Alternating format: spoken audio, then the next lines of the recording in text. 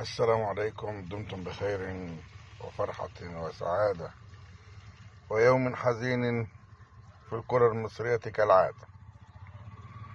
علمونا واحنا صغيرين بأن الرياضة والكرة مكانها الملاعب والاستادات والصالات المغطاة والصالات المكشوفة. علمونا أن الرياضة حاجة شريفة فيها تنافس وتباري، أما ما يحدث على الساحة المصرية فهو خيبة أوي. حينما انتقلت الرياضة من ساحات الميادين الملاعب والصالات إلى قاعات المحاكم، فماذا تنتظر من مستقبل أو حاضر؟ في يوم أسود كالعادة يسطر في تاريخ الأيام السوداء الحزينة التي مرت على مصر رياضيا، في نكبة أعتقد أنها من أشد نكبات الرياضة المصرية. بدأت باستسلام الرياضة لساحات المحاكم عبر حكم تاريخي لمصلحة رئيس النادي الأهلي على رئيس نادي الزمالك بالحبس والتنفيذ. ولسنا هنا في سياق نخوض فيه في مناقشة أحكام القضاء والشيزوفرينيا القضائية التي عانينا منها كثيرا حتى أننا لم نعد نعلم أيهما صواب وأيهما خطأ.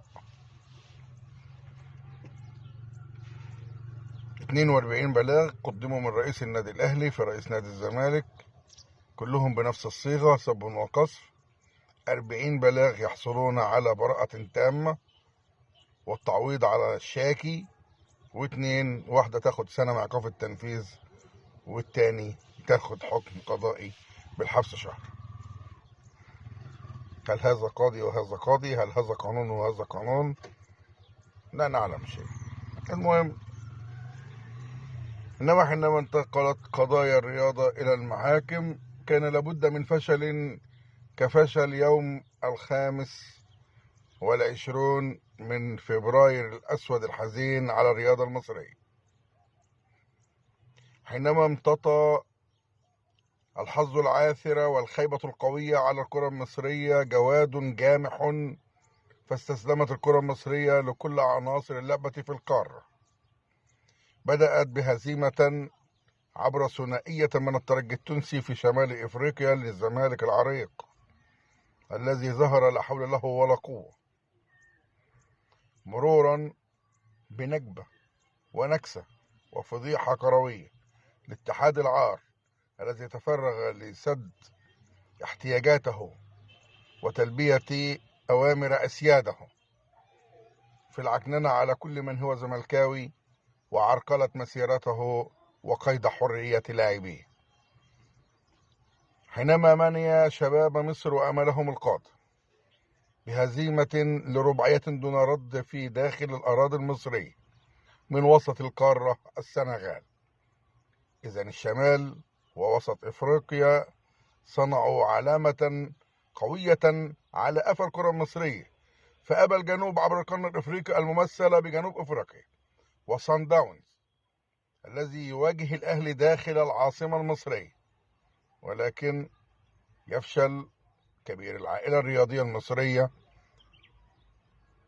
الفتى المدلل لدى الحكومة والنظام المصري في أن يظهر لهزيمة ذهاب وعودة في آخر نسخ تلك البطولة من صن داونز، ويتأخر أمام صن داونز ثم يعود ويتقدم ويهدر ضربة جزاء، ولكن صن داونز يعود بالتعادل 2-2 داخل الأراضي المصرية ليعلن رسميا أن لا كرة في مصر ولا رياضة،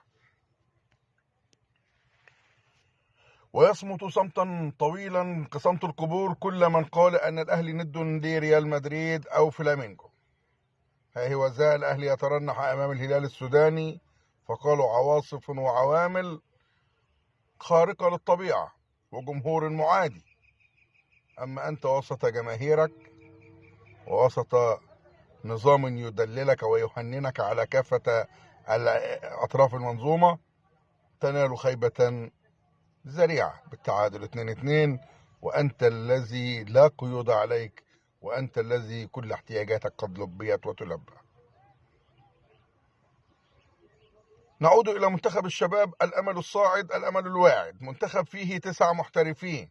لأول مرة منتخب شباب فيه 9 محترفين ولاعب تهافتت عليه الفرق المصرية حتى نال خدماته الزمالك. يوسف حسن المهاجم الواعد، وإيشو، وعمرو طارق، ومجموعة من اللاعبين الواعدين في فرقهم ظهروا على أكثر من مرة. ولكن يأتي ذلك الجابر الذي فشل فشلا ذريعا في إثبات نفسه لناديه الأصلي الإسماعيلي ولمدينته الإسماعيلية، فأن يتبوأ فيها منصبا رياضيا مرموقا، ليأتي به ذلك الاتحاد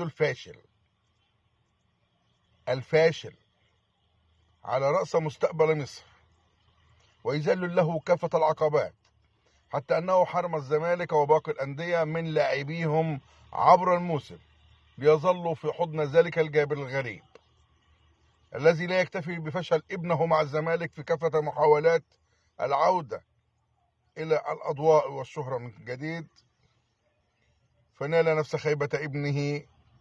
وكان ذلك الجابر مثالا صارخا للفشل الذريع في تشكيل واختيارات وانتقاءات وإدارة للمباريات، فيحصل على نقطة واحدة من 3 مباريات داخل أحضان بلده وجماهيره. حينما تشخصن الأمور وتنتقل الرياضة من الميادين والملاعب والصالات إلى قاعات المحاكم، فلا تنتظرون إلا ذلك. حينما تصبح الرياضة ليس لها كبير وليس لها رابط ولا ضابط، تصبح هذه هي النتيجة. وانتظروا أياما أحلك في ذلك من السواد، والكل يتقدم ونحن إلى الخلف نتكهكر، وعبثا تحاولون النهوض فإننا في ثبات الركود. نتمناها أفضل من ذلك. انسفوا ذلك البيت الهائل للصعود، وأتوا إلينا برجال شرفاء يدورون الرياضة بنقاء وبحياد تام، ويحصل كل ذي حق على حق. لك الله يا زمالك، ولك الله يا مصر. دمتم، ونلتقيكم في لقاءات قادمة، والسلام عليكم ورحمة الله وبركاته.